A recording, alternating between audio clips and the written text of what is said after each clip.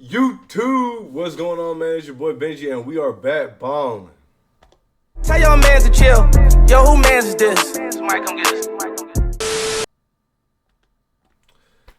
Yo, what's going on, man? If you are new, please don't forget to subscribe. We are back with another video. Obviously, the great topic point right now is about the NBA, the viewership, and the steady decline. There's been a lot of reports and talk recently about the decline of the NBA in regards to viewership. And, I mean, as you can see here, based on this chart, prime time viewing levels for the past 20 seasons for Sports Media Watch, we can see kind of the big drop. So in the early 2000s, we saw huge spikes during prime time. Recently, we've seen big drops. The NBA viewership for the regular season was seen to spike around 2009 to about 2012, and considerably so. I mean, understandably so. I mean, these were a couple seasons with Kobe and the Celtics winning it all. Then we had, of course, the Heatles right around this time. Good hoops, right? Good basketball all around. And we've seen the regular season start to drop again over the last couple of years, and then, of course, prime time numbers dropping. A lot of takes have been made in regards to what we believe the state of basketball should be in, or what is contributing to the drop in ratings and viewership. And I can agree with plenty of the sentiments. I'm sure we talked about over the last couple of seasons seeing a big spike in attendance for games, but in regards to people actually tuning in and watching or streaming these games, I could absolutely see the numbers dropping. For a couple of different reasons, of course. Illegal streaming, that's going to be a thing.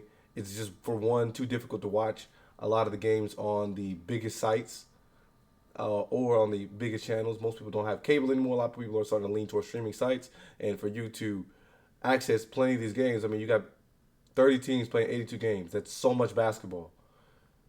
There's so many different companies that are partnered with the NBA. Obviously, the NBA has signed a recent multi-billion-dollar deal in order to get the streaming rights for a lot of these games.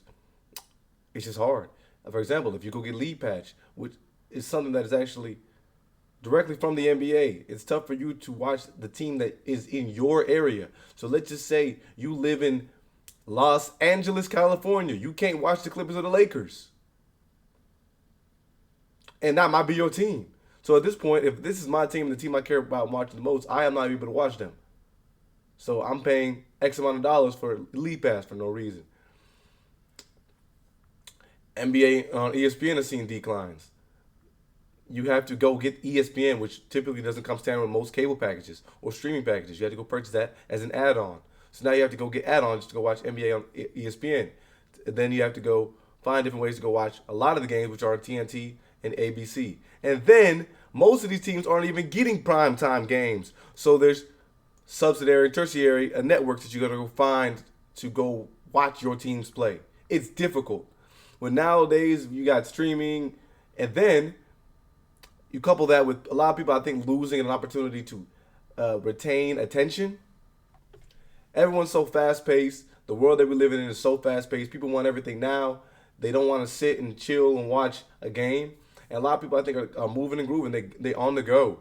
It's tough for you to go catch a game. And then if you look at the hours a lot of teams, these teams are playing, if you live on the East Coast, and maybe you like to watch the Lakers play, well, they're going to be playing around midnight, you know what I mean, for you, and you might have to go to sleep. It's tough, in that regard. So people are catching a lot of these games now, just, catching the highlights on Instagram, catching the highlights on YouTube, and even the NBA has jumped in and started providing highlights because there were so many people that were just dropping the highlights, and that's where a lot of the viewers were heading to. Just watch 5 to 10 minute clips of the highlights of the game that I need to go watch. And the NBA jumped in and started providing their own highlights because they were losing a lot from that. And I think another thing has to do with, relatability. We've got a dude that's in year 20 being whored out on national television in regard to LeBron James. This is the only guy that people are tuning in to watch play. Of course, your Steph Curry, your KDs, these guys that are on the edge, the end of their career. And the next group of stars, let's just look at the people in this photo. They don't even play. I mean, so if you're somebody who even wanted to catch them play, you're not going to. It's a far reach for you to catch one of these guys on a channel, in person, etc., etc. It's gonna be tough. I think another issue is since they play 82 games, that also leads to injury. And since most of these players are injured, and you can't necessarily know when not to catch these guys, it's going to be tough for you to even determine whether or not you should. You just might just throw it out as a whole. But I think a lot of these guys' bodies are just not capable of playing 82 games year in, year out, plus playoffs, plus preseason.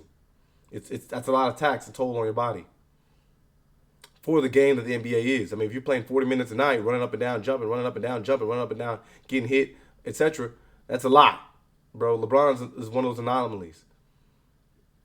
I mean, even other guys that have been in the league for a while, KD, Curry, we've seen them get, dinged up. So it's tough. I mean, Paul George, I think, is the only person from his draft class still in the league. And we know Paul George gets hurt a lot. So I think it's a lot. And the double down on the injury thing, I mean, there's been plenty of times when I've tried that 10 games, and I've gone to the game just to find out that some of the players I wanted to go watch aren't actually playing. At that point, it's too late for you. But if you're somebody who's streaming the game, and you look in the game, where's my guy? He's not there, you're going to tune out. And then if I was to dig deeper, in terms of in-person attendance, it's literally cost too much money for you to even show up.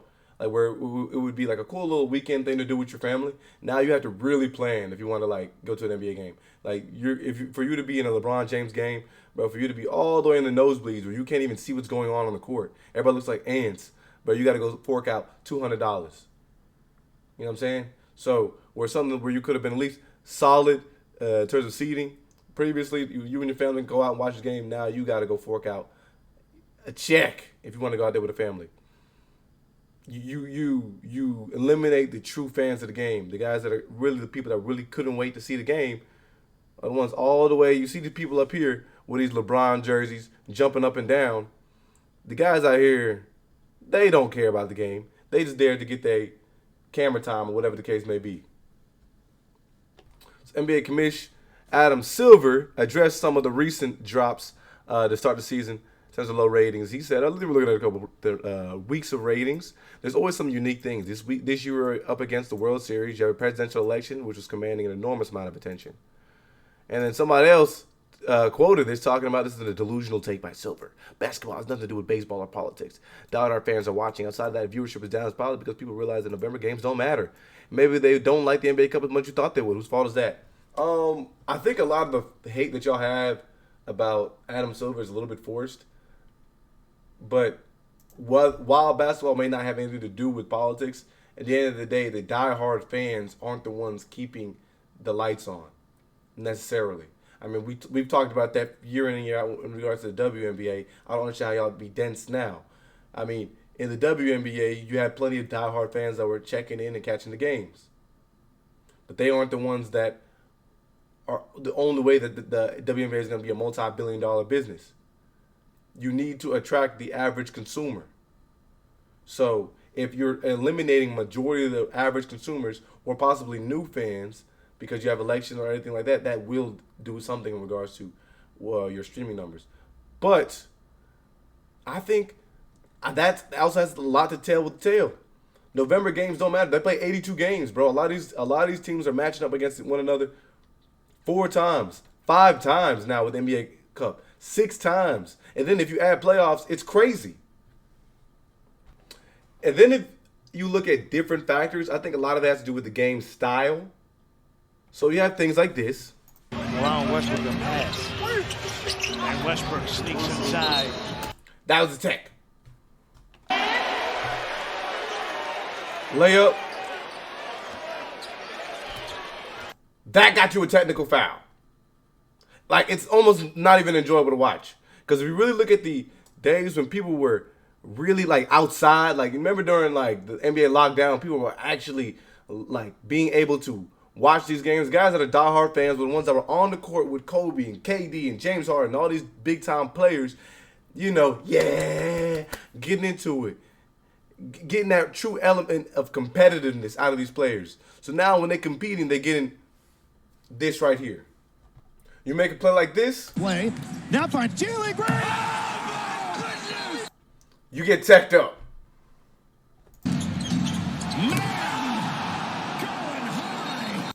You make a play like that. Get teched up.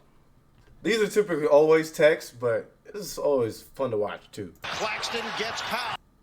Knicks looking for the lead. Nick Claxton! Particularly when you have like a run, you're like all that motion is flowing through your body. Hall of Famer SHAQ has some words. You look at the NBA, every team is running the same play. Every team switches 1 through 5. Every team is running the dribble handoff. Back in our day, you had plays. You had to. So I don't understand why coaches don't look at their strengths and say, okay, this is the type of offense we're going to run. He's got a very valid point. I mean, you're seeing like all these teams jack up 53s, bro, a night. The NBA champions, Celtics, are doing it. A lot of these teams have drafted in order to try to play 5-out offense. Sure, it was cool when the Warriors were doing it because they had guys that were special marksmen. Now a lot of these guys are just, I mean, you got people that should not be shooting jump shots out there right now. It's crazy. And I don't think there's necessarily wrong with anything wrong with shooting because, I mean, we laud Steph Curry and Klay Thompson because they were able to exemplify what it was like hard work. When you work at another level, we can see it reflected in the play that you have, right? Everyone can respect Steph Curry shooting half-court contested threes because we all know that's difficult. Yeah, it's obviously something that takes a lot of work. But now we got guys that are 6'9", 6'10", 7'4", 7'5", instead of working and trying to post up and use maybe a height advantage, maybe use a quickness advantage, something like that. We're just watching them settle for jump shots all night long. As a fan, that's not necessarily enjoyable. So I agree with what SHAQ was saying because teams are playing to their strengths. The Warriors play to their strengths. They have two of the best shooters ever on one team. Let's run a lot of offense through them. So they were able to play to their strengths. Let's get up and down. We're not going to be able to win a lot because of our size. If we slow the game down, let's be smart and methodical about how we utilize our shooters and spacing. Now we've got, like I said, everybody just chucking up threes. So game style is a point to do with it too. Here's some more quick stats. ESPN opening doubleheader. Now, granted, this is the real central, so we'll see it. Averaged 1.6 million views, down 42% for Victor Wembanyama's debut.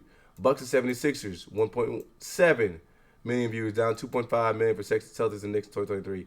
Suns and Clippers, down 49%. So there's some big drops we saw opening year. We also saw a big-time superstar say this. Trapping, and they were, sending doubles and playing up in the pick and rolls. And I'm like, JJ, like, I'm on minute restriction. Like, let me hoop. Like, let me play. You know what I mean? Like, chill with the hedges and the doubles and, like, let me hoop. I'm not out there for long. He laughed. I will always get. Like, I know this is some type of, like, joke, but, like, I mean, remember when we got on Devin Booker in the offseason talking about something, oh, y'all dubbing me in pickup. And Gilbert Arenas kind of shared some of my sentiments. Shouldn't be shooting that many threes because every team don't have Steph Curry, Klay, and KD on their team. Yeah. You don't have nothing close to number 1, 2, and 4, 5. You don't have that to be taking the same many shots as them. But that's not the reason the viewership is down. So there are a lot of factors contributing to the NBA's. Yeah, absolutely. I think like what I'm talking about in regards to game style and text and everything, that's all like for the basketball purists. They really care. Like what Jack's talking about, that's basketball purists. We see how JJ Redick coming in and maybe impacting the style of the Lakers. That's done a little bit in regards to how fluent their offense is and kind of how we can watch them as basketball people that really enjoy watching the small idiosyncrasies of the game. But yeah, as a whole, Viewership issues among them, star players missing a lot of games. Yeah. It's hard to watch games. It's expensive to watch these games.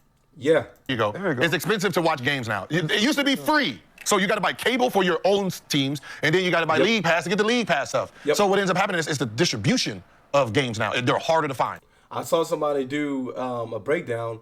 On average, it would cost about $650 for you to watch NBA season, like to watch your team and some of the League Pass. That's a lot to fork out for somebody who really loves NBA basketball. and then you add that to people that don't really care, they just want to like, you know, watch a couple dunks and have a beer, you lose a lot of your audience. Because we're going to find it, and we're going to find it for free. But I think a lot of what, like the metrics that they're using in order to track whether or not people are not watching the games is, like I said, indicative of this. It's just so difficult for you to try and stream these games. People are just like, all right, whatever. Let me just go illegally watch it, or I'll catch the highlights when they show it on ESPN, or I'll catch the highlights on YouTube or Instagram or whatever the case may be. So most people aren't like tuning in to watch the whole games anymore. If you're not there, you're not there. You know what I mean? You'll catch it, like the highlights sooner or later. But that's the problem. We got that's the problem. VPN, We have everything. to find it. It used to be available. Yeah. For you to watch all sports, you gotta have Everything. you gotta have everything, because they're just split it for the NBA money wise, perfect for you, but for the viewers, you're us. Real spill. Like I said, I think the next thing is going to be culminating stories and captivating games. I mean, like you said, obviously you're going to lead the NBA season off with the games that you believe that have the best stories or have the biggest players and the biggest names. But amongst 82 games of 30 different teams, you're not going to care as a fan of every single game to watch. So looking at that, I mean, like I said, we're still going to need the next guys to the next batch of guys to carry the league. And I mean, there ain't too much Mamba mentality left out there. So let me know what y'all think in the comments below. Like, is the NBA viewership declining something that we should be worried about, or is it just simply people just streaming? Let me know.